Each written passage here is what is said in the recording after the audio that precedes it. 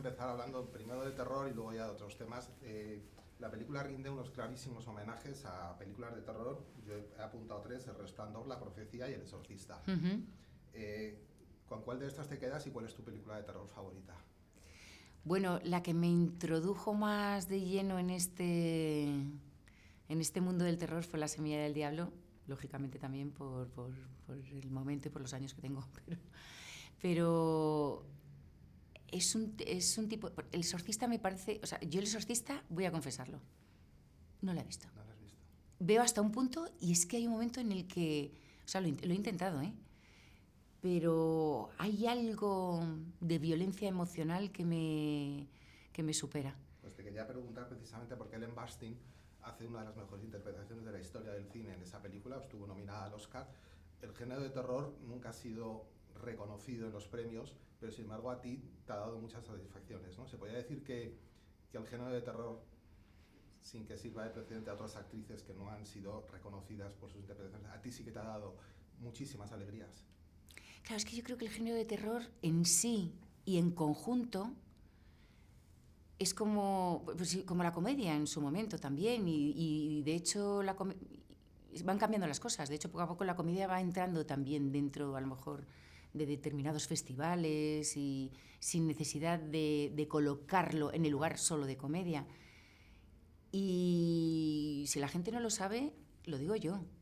La gente que hace terror, no, bueno, como actriz es muy bestia porque son las emociones a flor de piel y además sin filtro. Entonces tienes que entregarte muy al 100% y muchas veces no está en el texto, está en lo que tienes que contar sin palabras.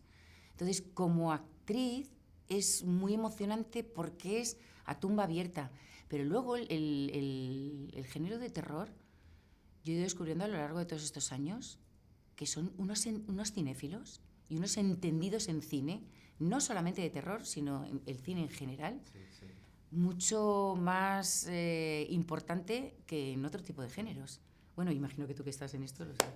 Hablando de sentimientos a flor de piel, tú en la película estás en un nivel muy alto siempre de sufrimiento, ¿no? Hay un momento que dices, no soy buena en esto, lo de ser madre, dice ella, ¿no? Claro, aquí ya entramos en otro debate, ¿no? El tema de las malas madres y de que se os exige ser siempre buenas madres, ¿no? Es un tema que introduce esta película. De hecho, de confesarte que me costó mucho decir esta frase. O sea, pensé mucho en cómo se podría decir esto hasta que en el momento, y es verdad que cuando ya estás en acción y estás en el lugar, hay algo que te sale de dentro que es como, este es un pensamiento que he dicho en alto. Es la única manera de decir esa frase, no soy buena madre. Porque en la historia del vestido partimos ya de una premisa en la que es una mujer que está cambiando de vida, no porque ella quiere, sino por necesidad, después de un maltrato dentro del matrimonio, de el miedo a la pérdida de su hija porque piensa que le van a quitar la custodia, porque también económicamente no está muy boyante. Quiero decir que sí que hay algo en el que, y luego también es verdad que cuando ha salido de una relación de este tipo, la autoestima la tienes tan por los suelos que eres capaz de decir esta barbaridad de cosas. Yeah. Cuando te das cuenta a lo largo de la historia que no es así, pero ella siente que no será capaz. Te tengo que confesar que tú has dicho que no fuiste capaz de... O sea, te costó decir esa frase. Decirlo. Yo te tengo que confesar una cosa, yo cuando, sin desvelar nada más, en la escena en la que el niño acosador recibe su merecido, yo me alegré y casi aplaudo. Eso es una barbaridad y te pregunto, yeah. Eso es horrible, que yo quisiera aplaudir, ya que el bullying ha estado siempre tan apartado, sin estar en la primera línea. Ahora sí lo está, pero en nuestra época no lo estaba. No se le ponía nombre. No se le ponía nombre. Pero yo existía. Quise aplaudir con esa escena, pese a que es una escena salvaje. Eso es malo para mí.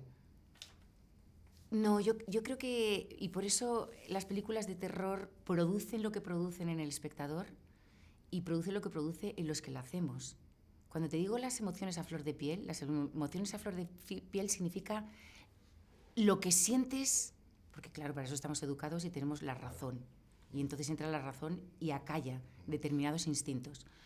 Pero hay algo inicialmente en lo que dices, bien, pero no es por la violencia que ejerces sobre ese niño, sino es porque le estás diciendo esto no se hace de una manera tan violenta como él está acosando a una niña. Porque se lleve su merecido también. Ya, pero no creo que sea forma de educar, es decir, te llevas este merecido. De hecho, como ya tenemos una cierta edad, aquellos que ejercieron bullying en su momento y teniendo estas edades de 8, 9 años, 10 años, yo creo que la gran mayoría se arrepiente o se ha arrepentido. Es como un aprendizaje y luego también tienes que ver lo que hay detrás de ese niño. Pero claro, cuando eres niño no lo ves solamente la agresión. Pero sí que, por eso te digo que en esta película se habla de muchas cosas que son las que producen el miedo. Un bullying, un marido maltratador, el miedo a la pérdida de la niña, el miedo a que una situación extrema como la que sufre esa casa tengas tú algo que ver. También se habla de, otro de los temas que toca la película es el amor incondicional entre madre e hija, hija y madre, ¿no? A mí mi abuela me decía que ella sentía amor incondicional por sus nietos, pero una amiga mía me dijo un día que eso del amor incondicional no puede ser. Es que yo estoy con tu amiga. Y entonces yo te pregunto, ¿existe el amor incondicional entre una madre y una hija y una madre? ¿O eso es un error? Ya, pero el amor incondicional, volvemos otra vez a que parece que es algo instintivo. Pero luego también lo tienes que racionalizar, porque cuando tú das tanto amor, también pretendes que te vuelva. Y el amor incondicional quiere decir, lo doy sin necesidad de que tú muestres tu amor por mí. Y cuando tú estás dando mucho, hay un momento en el que si no recibes nada del otro lado, dices, yo me siento y digo, ¿qué está pasando aquí? Aunque yo sea muy relajada y tú puedas hacer lo que quieras, de vez en cuando que me llames, no está bien. O sea, no está bien, está bien.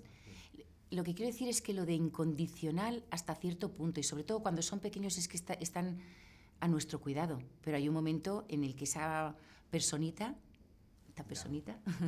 se convierte en un adulto y es conveniente que lo mires de adulto a adulto, ¿no? Cuando le preguntaron a Julia Roberts qué le diría, qué haría si sus hijos le comunicaban que querían dedicarse al cine, ella dijo que llamar a los padres de Natalie Portman. ¿Tú qué hiciste? No sé lo que hicieron los padres de Natalie Portman. Pues como llevo una carrera tan buena y empezó tan pequeñita, dices, ese es el ejemplo de cómo... Bueno, yo creo que ahí depende un poco... Ella empezó de niña, Natalie Portman. Vale, sí, no pensaba que habían hecho algo especial. No, sé que empezó de niña, pero... Lo han hecho tan bien con esta niña que no se ha vuelto loca. Ha hecho una carrera estupenda cuando tenía 10 años. Ya, pero por cada Natalie Portman, ¿cuántas otras hay que te destroza la vida? Bueno, pero no, cuidado. Para empezar, yo he de decirte que empezar muy pequeño, en el momento en el que sientas que ese niño... Porque, por ejemplo, yo con Vera, que ha sido maravillosa, había parte de juego, dentro de que era muy disciplinada, había parte de juego. En el momento en el que empiezas el sufrimiento, siendo niño, si eres un buen padre, lo retiras hasta que tenga la edad suficiente para saber que eso es su vocación y lo que quiere. Yo con mi hija Belén, que además está en la película, por eso. Cuando me dijo que quería ser actriz, casi me da un infarto. Y digo, madre mía, porque sí que piensas que esta profesión... Además, ella me está viendo en un momento en el que ya he pasado todo lo malo y que estoy en un momento bueno, pero tiene que pasar ese momento malo, porque ella te está viendo, cuando tiene ya razón, ya está pensando que la profesión es esto, tanto por parte de su padre como por la mía. Tu personaje en la película cree entender que pinta un cuadro por dinero, o sea, por encargo. Sí. Porque no tiene más remedio y lo pinta.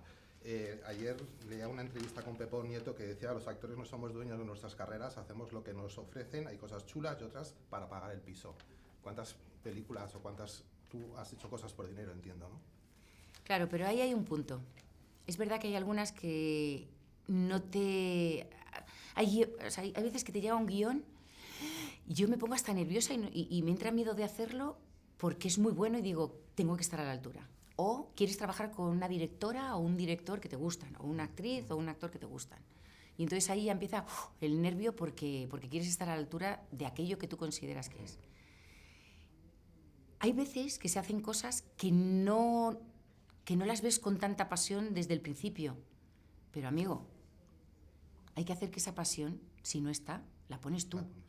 Tienes que creer lo que haces, tienes que luchar por aquello que haces. y por lo menos de tu parte, que aquello que puede parecer que no es tan bueno, lo haga bueno. Defenderlo. No solamente defenderlo, creer en ello. Es que defenderlo es, bueno, lo hago y se acabó chimpón. No, hay que estar, hay que ser cuando lo estás haciendo, porque si no te lo crees tú, el espectador no lo va a creer y se nota, de verdad me caso, se nota. Entonces, incluso aquellas cosas que haces, que en un momento dado dices, bueno, es que tengo que decir que sí porque tengo que pagar la hipoteca, en el momento en el que dices que sí, cambia. Y ya es la mejor del mundo. Y tienes que defenderla a muerte. Se acabó. Ay, por Dios. ¿En serio? Qué pena.